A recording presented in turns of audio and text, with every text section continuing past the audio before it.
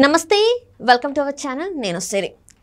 చంద్రబాబు నాయుడు గారు ఒక ఎమ్మెల్యే అభ్యర్థికి ఫోన్ కాల్ చేసి మీ పనితీరు బాగుంది అని చెప్పడం జరిగింది.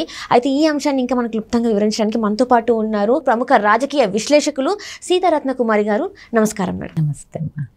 ఇప్పుడు చూస్తున్నట్టయితే చంద్రబాబు నాయుడు గారు ఢిల్లీలో ఉన్నారు, కానీ తను మాత్రం ఒక ఎమ్మెల్యే అభ్యర్థికి ఫోన్ చేసి మీ పనితీరు బాగుంది అని మెచ్చుకోవడం జరిగింది అని చెప్పేసి, అంటే నెక్స్ట్ ఇంకా మీరే అంటే గెలుపుకి దగ్గర ఉన్నారని చెప్పడం జరిగింది. అంటే ఇంతకు ఎవరు అభ్యర్థి?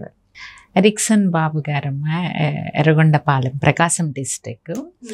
ఆయన అంటే చంద్రబాబు నాయుడు గారు స్వయంగా ఫోన్ చేసి చెప్పారు అంటే ఆయన సర్వే రిపోర్ట్స్, ఎరిక్సన్ బాబు గారి యొక్క పనితనం, పనితీరు, నియోజకవర్గంలో ఆయన పార్టీ తరపున చేసినటువంటి కృషి,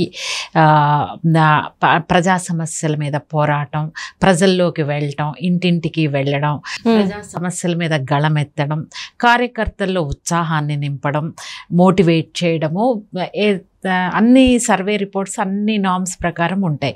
సో అన్నీ చూసుకుని చాలా 100+ గెలుస్తారు అనే ఒక నమ్మకం ఉంటేనే చంద్రబాబు నాయుడు గారు స్వయంగా ఫోన్ చేసి అభినందించి మీరు బాగా వర్క్ చేస్తున్నారంటే that's a positive symptom from chief of Telugu Desam party.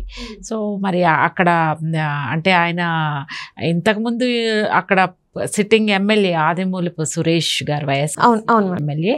So అంతకుముందు డేవిడ్ రాజ్ గారు కాంగ్రెస్ పార్టీ నుంచి వైఎస్ఆర్సీపీ 2 సార్లు సురేష్ గారు వైఎస్ఆర్సీపీ నుంచి ఒకసారి, కాంగ్రెస్ నుంచి ఒకసారి గెలిచారు. మధ్యలో డేవిడ్ రాజ్ గారు ఒకసారి ఇట్లా గెలిచారు. కానీ ఎందుకు సురేష్ గారు 2 టర్మ్స్ ఎమ్మెల్యేగా చేసినా కూడా జగన్మోహన్ రెడ్డి గారికి ఎందుకు చేంజ్ చేశారు అతని ప్లేస్ కాన్స్టిట్యున్సీని? మీకు కాన్స్టిట్యున్సీలో వెరీ స్ట్రాంగ్ రిలేషన్స్ పబ్లిక్తో ఉన్నాయనుకోండి, చేంజ్ చేయరు కదా. మీ ట్రాక్ రికార్డ్ పర్ఫెక్ట్గా ఉందనుకోండి, ప్రజలతో సన్నిహితంగా మెలగడం, ప్రజా సమస్యల్ని పరిష్కరించడంలో ముందుండడం, ప్రజలకు మేమున్నాము మీతో పాటు అని భరోసా ఇవ్వడము, ఒక అద్భుతమైన నాయకత్వ పటిమ సురేష్ గారిలో లోపించడం వలన, లేకపోతే సర్వే రికార్డ్స్లో వ్యక్తిగతంగా సురేష్ గారి ట్రాక్ రికార్డ్ బాగోలేకపోవడం, లేదంటే వైఎస్ఆర్సీపీ పార్టీ ప్రభుత్వం మీద వ్యతిరేకత వెరసి సురేష్ గారిని ప్లేస్ చేంజ్ చేశారు అని అనుకోవచ్చు. మరి ఇక్కడ లేకపోతే గెలుస్తారు అనే సర్వే ఉంటే ఎందుకు మారుస్తారు? మార్చరు కదా. ఇక్కడ పనికిరాని వస్తువు వేరే కాన్స్టిట్యున్సీలో ఎలా పనికి వస్తుందమ్మా? ఒక బీరకాయ కొనుక్కున్నాం మనం, బీరకాయ ఇప్పుడు నాకు పనికి రాదని మీ ప్లేస్కి పంపించాను అనుకో, మీరు మాత్రం ఏం వండుతారు దాన్ని? పాడైపోయిందాన్ని. నాకు పనికి రాదంటే మీకు కూడా పనికి రాదు కదా. మరి ఈ కాన్స్టిట్యున్సీలో పనికిరాడు సురేష్ గారు అని వైఎస్ఆర్సీపీ నిర్ణయిస్తే వేరే కాన్స్టిట్యున్సీలోకి ఆయన ఎలా పనికి వస్తాడు? పనికిరాడు కదా. సో ఆ సూత్రం ఎందుకు జగన్మోహన్ రెడ్డి గారు మిస్ అయ్యారో తెలియదు. కాకపోతే ఏంటంటే ఇక్కడ యాజ్ యూజువల్గా 5 సంవత్సరాల నుంచి ఆయన మంత్రిగా కూడా చేస్తున్నారు సురేష్ గారు. కానీ అయినా కూడా అభివృద్ధి ఏదైతే తెలుగుదేశం పార్టీలో జరిగిన అభివృద్ధి ఏదైతే ఉందో అది మాత్రమే ఉంది. అధికారంలో ఉన్న వైఎస్ఆర్సీపీ పార్టీ, మంత్రిగా ఉన్న సురేష్ గారు అభివృద్ధి చెయ్యకపోవడం మూలన, అంటే వాళ్ళ అభివృద్ధి చెయ్యకపోవడం కూడా తెలుగుదేశం పార్టీకి ఫెచ్చింగ్. ఎందుకంటే వాళ్ళ హయాంలో వాళ్ళు అభివృద్ధి చేశారు, వైఎస్ఆర్సీపీ పార్టీలో వాళ్ళు అభివృద్ధి చెయ్యలేదు. So when people compare Chandrababu Naidu గారి గవర్నమెంట్ ఉన్నప్పుడు ఎలా ఉంది, వైఎస్ జగన్మోహన్ రెడ్డి గారి ప్రభుత్వం ఉన్నప్పుడు ఎలా ఉంది అని వాళ్ళు కంపేర్ చేస్తే కనుక అభివృద్ధి శూన్యం ఇప్పుడు ఈ 5 years. ఇంతకుముందు జరిగింది టీడీపీ హయాంలో. సో డెఫినెట్గా ఈ పాయింట్ కూడా ఈయనకి ఇప్పుడు ప్లస్ అయిపోయింది, ప్లస్ అవుతుంది, డెఫినెట్గా ప్లస్ అవుతుంది.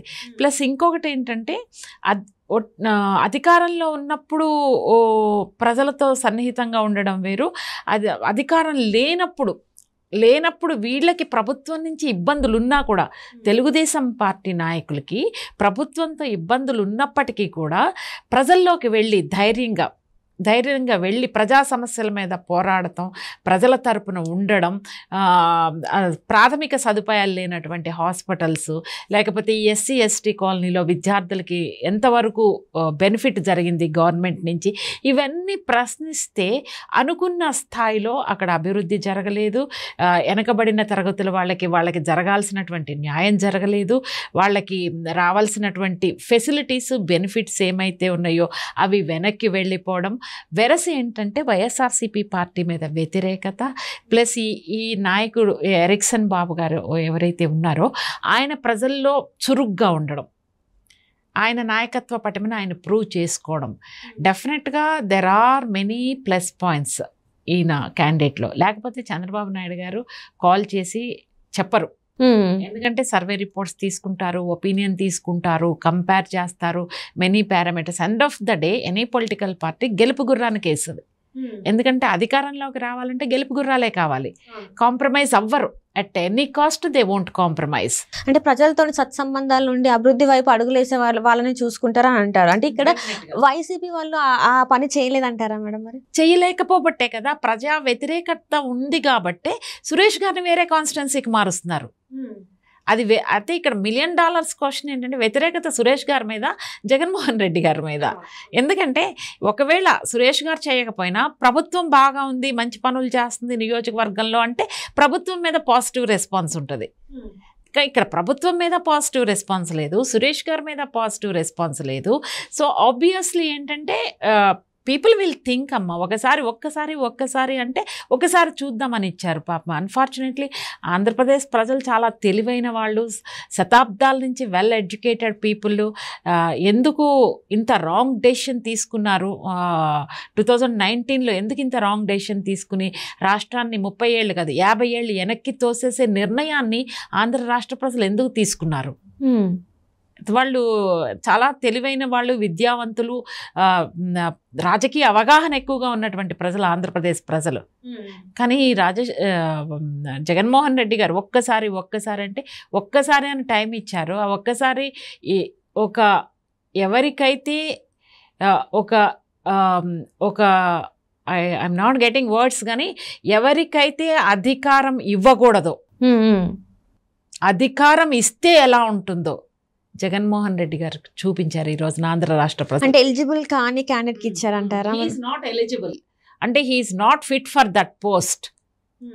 జగన్మోహన్ రెడ్డి గారు ఎప్పుడు కూడా ఒక సమానత్వం, ప్రజల అవసరాలు, ప్రజల అభివృద్ధి, ప్రజల్ని పట్టించుకోవడం, ప్రతిపక్షాలని కూడా గౌరవించే మనస్తత్వం, ఇవన్నీ ఉన్నవాళ్లే నాయకత్వ లక్షణాలు ఉన్నట్టు లెక్క. అవి ఈ రోజున అరాచక పాలన జరుగుతుంది కదా, బెదిరిస్తున్నారు కదా ప్రజల్ని. ఎటు చూసినా కూడా రేట్లు పెరిగిపోవడం. ఒక మద్యం దుకాణాలు అయితే అసలు మంచినీళ్ళ కన్నా ఫ్రీగా మద్యం ఇదైపోతుంది, అమ్ముడైపోతుంది. మద్యాన్ని అన్నీ వాళ్ళ డిజిటల్ కరెన్సీ వైపు పరిగెడుతుంటే ప్రపంచం మొత్తం, ఆంధ్రప్రదేశ్లో మాత్రం మద్యం దుకాణాలు క్యాష్ తీసుకుంటున్నాయి. ఎందుకు? గుళ్ళ పక్కన ఉంటున్నాయి, బళ్ళు పక్కన మద్యాలు ఉంటున్నాయి. ఏం చేస్తున్నారు? దిస్ ఈజ్ నాట్ కరెక్ట్ కదా. అరాచకాలు సృష్టించడం, గొడవలు, రౌడీయిజం, భూ కబ్జాలు చేయడం, అడ్డొచ్చిన వాళ్ళని ఇది చేయడము, చెరువుల్ని కబ్జా చేయడము. సో ఏ విధంగా చూసుకున్నా కూడా ఒక సక్రమమైనటువంటి పరిపాలన లేకపోవడం, అంటే అధికారం రాంగ్ పర్సన్కి ఇస్తే ఎలా ఉంటుంది అనేది ఈ రోజున రాష్ట్ర ప్రజలు చూశారు. So now they realized and we have to see రేపు ఎలక్షన్స్లో ప్రజలు తీర్పు ఏ విధంగా ఉంటుంది అనేది చూడాలి. బట్ సర్వే రిపోర్ట్స్ అన్నీ కూడా చూస్తుంటే తెలుగుదేశం, జనసేన, బీజేపీకి ఉన్నట్టు వేవ్స్ కనిపిస్తాయి. We have to wait and see. Right. Thank you so much.